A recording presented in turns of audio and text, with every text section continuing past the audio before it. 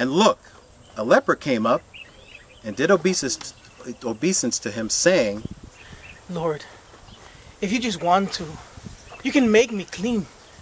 So, stretching out his hand, he touched him, saying, I want to be made clean. Immediately his leprosy was cleansed away. Oh, it's gone. It's gone. Very good. Thank you, Ida. Then Jesus said to him, See that you tell no one, but go. Go show yourself to the priest and offer the gift that Moses appointed for a witness to them.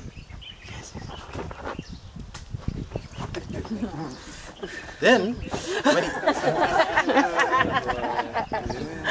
when he entered Capernaum, an army officer came to him, pleading with him and saying, Sir, my servant is laid up in the house with paralysis, and he is suffering terribly. He said to him, When I get there, I will... Oh, that's too When I get there, I will cure him.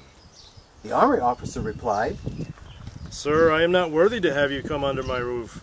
But just say the word, and my servant will be healed. For I too am a man having authority, having soldiers under me. And I say to this one, Go, and he goes, and to another, Come, and he comes, and to my slave, Do this, and he does it. When Jesus heard that, he was amazed and said to those following him, I tell you the truth. With no one in Israel have I found so great a faith. But I tell you that many from east and west will come and recline at the table of Abraham and Isaac and Jacob in the kingdom of the heavens. Whereas the sons of the kingdom will be thrown into the darkness outside. There is where their weeping and the gnashing of their teeth will be. Then Jesus said to the army officer, Go. Go. Just as you have shown faith, so let it come to pass for you. And the servant was healed in that hour. Very nice. Very nice. Real quick, 65% of what the Gospels talk about is in this place. Jesus performed 65%.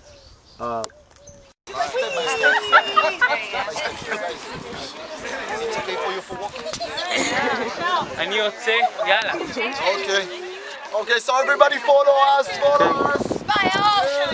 Watch your step. Good picture. I'm praying. Y'all will make it. Two can go on this one, right? You want to go on this one? He's giving that one a break? Okay. But we're all going to go. We're all going to go. That's what they said. Don't worry. Just like everyone else, it's just been outstanding. I want to thank Tim, all the individuals that put this together, our tour guides and so forth. But my impression was when I came was, with all these miracles that happened here, why is it that these people could not accept the truth? Well, the answer is in 1 Corinthians 13 and Matthew chapter 22, where Jesus mentioned the greatest commandment is to love Jehovah and to love your neighbor. And when you look around, that's what you don't see. They don't love Jehovah and they don't love their neighbor. And you just have to, you see the artifacts and things like that. But one thing that I never saw was love. Where's the love? Because that was the identifying mark of true Christianity. And that's the thing you can't find in a museum, you can't find it over there, you can't find it nowhere. You need to find it in the hearts of people. And I think that's what we showed usually yesterday. I think he walked away knowing that we loved him and that we love each other.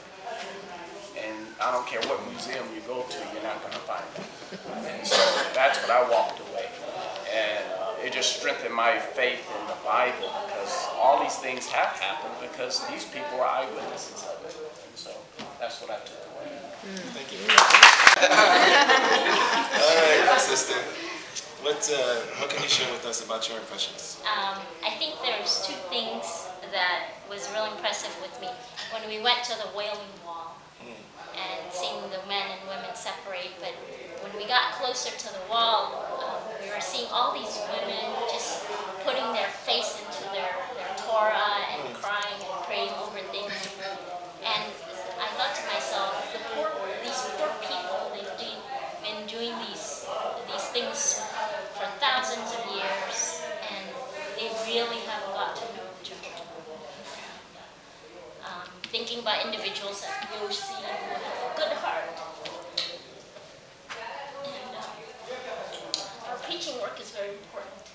And then the other thing I thought about when we were coming through the Hezekiah's tunnel, and it was just so impressive to think about these were the very places, the stones that these people walked, all the chiseling work they had to do to make that tunnel.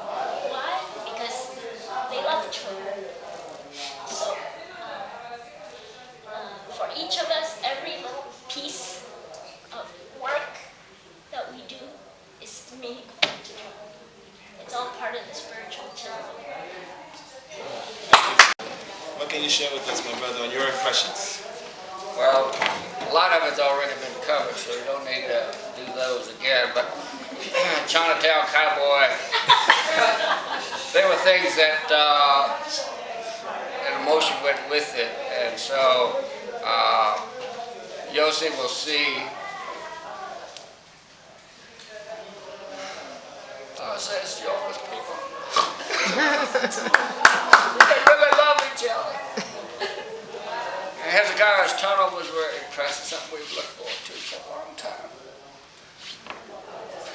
Y'all not helping much.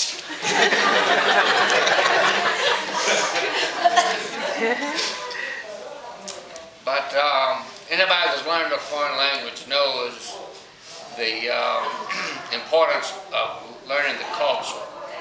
And I never thought about the Bible until I got here and walked the culture, that we had been reading the Bible, but we hadn't really learned the culture of the Bible like we have now, because we walked the land.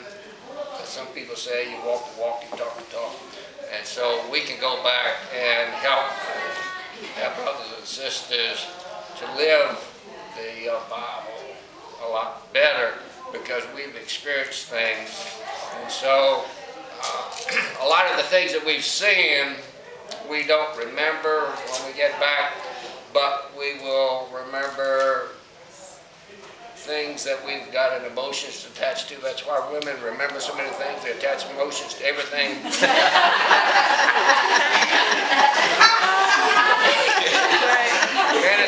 And then they have this empty box that has nothing in it, and women can't understand it. Sometimes they can sit there and so when we go home, we'll be able to add a lot of detail to these Bible accounts and really start really learning. A man named Demetrius, a silversmith who made silver shrines of Artemis, brought considerable profit to the craftsmen. He gathered them and others who worked at such things and said, Men, you well know that from this business comes our prosperity. Okay? Now you see and hear how not only in Ephesus, but in nearly all the province of Asia, this Paul has persuaded a considerable crowd and turned them to another opinion, saying that gods made by hands are not really gods. Moreover, the danger exists not only that this business of ours will come into disrepute, but also that the temple of the great goddess Artemis will be viewed as nothing. And she who is worshipped in the whole province of Asia, the inhabited earth, will be deprived of her magnificence. Hearing this and becoming full of anger, the men began crying out, Great is Artemis of the Ephesians! Great is Artemis of the Ephesians! Great is Artemis of the Ephesians!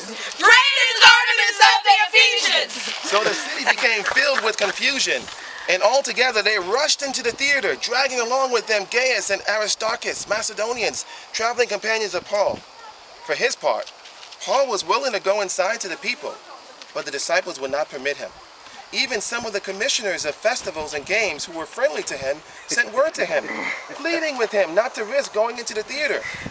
Some were in fact crying out one thing and others something else.